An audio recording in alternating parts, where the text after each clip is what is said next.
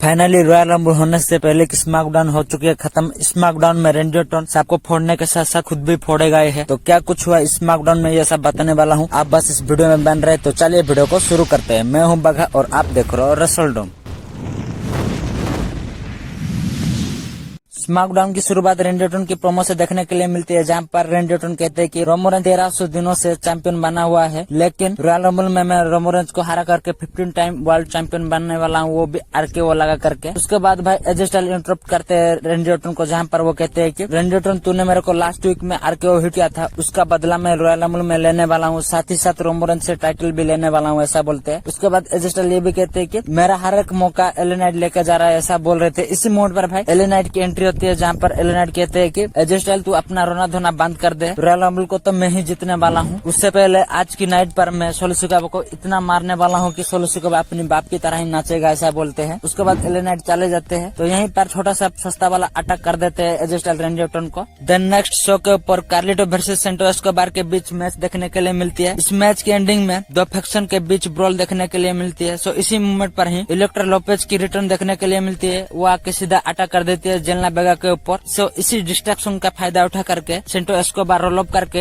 इस मैच को जीत जाते हैं। उसके बाद बैक स्टेज में जिमी ऊसो एजे स्टाइल्स को पटाने के लिए कोशिश करते हैं, जहाँ पर वो सिंपल से एजे स्टाइल्स को ब्लड लाइन में शामिल होने के लिए बोलते हैं, जहाँ पर वो कहते हैं कि एजे स्टाइल्स को हम दोनों मिलकर LA नाइट को बाजाने वाले ऐसे वैसे प्लान समझा रहे थे एजे स्टाइल्स को, लेकिन यहाँ पर वो सी एंट्री करती है। तो ये देख के भाग लेते हैं भाई जिमी ऊसो। तो यहाँ पर वो एजे स्टाइल्स को पूछ रहे थे क्या बता रहा था तुमको जिमी ऊसो। तो यहाँ पर एजे स्टाइल्स थोड़ा सा भी भाव नहीं देते वोसी को, वो सिंपल से सड़क लेते हैं इधर से। फिर उसके बाद और एक बैक स्टेज सेगमेंट देखने के लिए मिलती है, जहाँ पर निक आल्डिस और इबा मेरिन सुपरस्टार का रॉयल रंबल का एंट्रेंस पर्ची निकल रहे थे एक बॉक्स मशीन से। इस सेगमेंट में भाई पहले बॉबी लास्ली आके निकलवाते हैं अपनी एंट्रेंस पर्ची, उसके बाद सेंटो एस्कोबार भी निकालते हैं, देन बियांका ब्लेयर एंड बेली। तो उसके बाद R-Truth भी आके अपने रॉयल रंबल के एंट्रेंस पर्ची निकलवाते हैं। फिर उसके बाद जिमी ऊसो भी आके अपने एंट्रेंस पर्ची निकालते हैं रॉयल रंबल का, जहाँ पर जिमी ऊसो बहुत दुख हो गए थे भाई अपने नंबर देके। सो उसके बाद Kabuki Warrior versus Kaiden and Katana Chance के बीच women's tag team championship match देखने के लिए मिलती है। ये मैच बहुत ही ज्यादा फाड़ो और बेंगर वाला मैच था। इस मैच में पहले तो काबुकी वॉरियर की तरफ से फिनिशर देखने के लिए मिलती है, लेकिन स्पिन फॉल को काइडेन आके ब्रेक कर देती है। सो उसके बाद इस मैच में काइडेन एंड काटाना की तरफ से भी फिनिशर देखने के लिए मिलती है, लेकिन काइरी सेन आके स्पिन फॉल को ब्रेक कर देती है। सो उसके बाद इस मैच की एंडिंग में पहले तो काइरी सेन काटाना को बाहर ठिकाना लगा देती है एनएस टेबल के ऊपर पटक करके। तो उसके बाद रिंग के अंदर काइरी सेन टॉप रोप के ऊपर से एल्बो ड्रॉप फिनिशर लगाती है। फिर इस तरीके से यहाँ पर पिन करके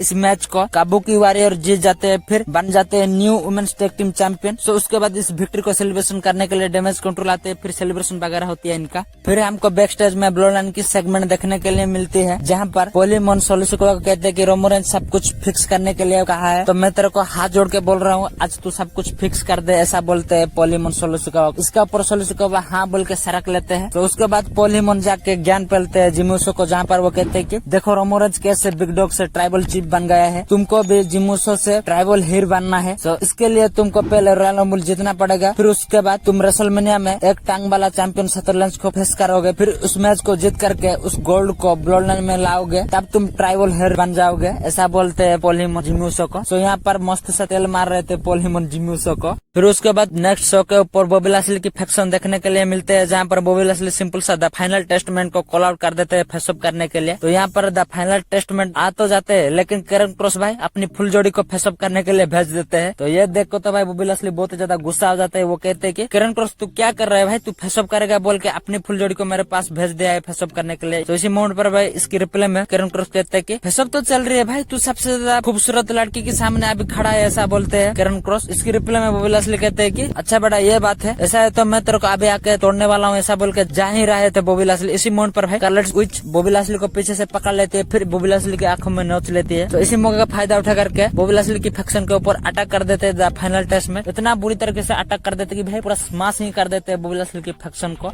सो उसके बाद नेक्स्ट शो के ऊपर ऑस्टिन थ्योरी वर्सेस कार्मेलो हेस के बीच मैच देखने के लिए मिलती है। इस मैच में भाई ग्रेसन वालर की भर भर के डिस्ट्रैक्शन देखने के लिए मिलती है। सो इस डिस्ट्रैक्शन की वजह से डिस्ट्रैक्ट हो जाते हैं हमारे कार्मेलो हैस। इसी मौके का फायदा उठा करके ऑस्टिन थ्योरी रोल की सारे इस मैच को जीत जाते हैं। तो ये मैच खत्म होने के बाद भाई Grayson Walar and Austin theory मिलकर दोनों अटैक कर देते हैं कार्मेलो हैस के ऊपर। तो यहाँ पर कार्मेलो हैस को सेव करने के लिए आ जाते हैं NXT से ट्रिक विलियम्स। तो यहाँ पर आके दोनों को ही अच्छे से बाजा लेते हैं भाई। तो इस तरीके से ये दोनों स्टैंडफुल करते हैं रिंग में। तो अब बात करते हैं मेन इवेंट के बारे में। स्मैकडाउन के मेन इवेंट में LA night versus solo Sikoa के बीच मैच देखने के लिए मिलती है। ये मैच एक कुछ सा मैच था। इस मैच के बीच में एजे स्टाइल आके फिनोमेनल फोर आर्म लगा देते हैं LA नाइट को, जिस वजह से ये मैच DQ में एंड हो जाती है। उसके बाद भाई जिमूस आके एजे स्टाइल को चेयर देते हैं। वो बोलते हैं कि हम दोनों पार्टनर करके LA नाइट को ठोकेंगे, ऐसा बोलते हैं। एजे स्टाइल भाई बस देख ही रहा था। इसी मूड पर सोलो सिकोवा का गुस्सा हो जाते हैं। वो कहते हैं कि LA नाइट का ठिकाना तू लगा दे, नहीं तो मैं तेरा ठिकाना लगा दूंगा। ऐसा मतलब इतना सालों से भाई खुद ऑर्डर फॉलो करते हुए आ रहे हैं सोलो सिकोवा, आज खुद ही ऑर्डर दे रहे थे एजे स्टाइल को। ये देख हंसी निकल गई थी मेरे मुंह से। तो इसी मूड पर भाई एजे स्टाइल चेयर तो ले जाते हैं, लेकिन वो पहले भाई सोलो सिकोवा को ठोकते हैं, फिर जिमूसो को उसी चेयर से ही ठोकते हैं। तो इसी मूड पर भाई एंट्री होती है रैंडी ऑर्टन का, जहाँ पर वो आके भाई सबको पूरा धाराशायी कर देते हैं, सबको पेल देते हैं भाई मिला करके। पहले तो वो सोलो सिकोवा का NS टेबल के ऊपर पटक देते हैं, देन वो जिमूसो को स्पाइक DDT लगा करके ठिकाना लगा देते हैं। फिर एजे स्टाइल को स्पाइक DDT लगाने के बाद RKO भी हिट कर देते हैं। तो यहाँ पर भाई ओवरऑल अपर हैंड मिल जाती है रैंडी ऑर्टन को। वो जाकर रिंग में चढ़ के अपने पोज वगैरह भी करते हैं। उसके बाद LA नाइट आके अपने फिनिशर BFT लगा देते हैं। तो लास्ट में यहाँ पर अपर हैंड मिलती है LA नाइट को। तो लास्ट में LA नाइट ही स्टैंड फुल करते हैं इस रिंग में। तो इस तरीके से स्मैकडाउन का एंडिंग देखने के लिए मिलती है। तो आपको कैसा लगा ये स्मैकडाउन? आप 10 में से कितना रेटिंग देना चाहोगे स्मैकडाउन को? तो भाई आज के वीडियो बस इतना तक ही थी। अगर आपको वीडियो अच्छी लगती है वीडियो को लाइक कर देना, शेयर कर देना, उसके बाद चैनल को सब्सक्राइब करके बेल नोटिफिकेशन ऑन कर देना। मिलते हैं अगले वीडियो में, बाय बाय।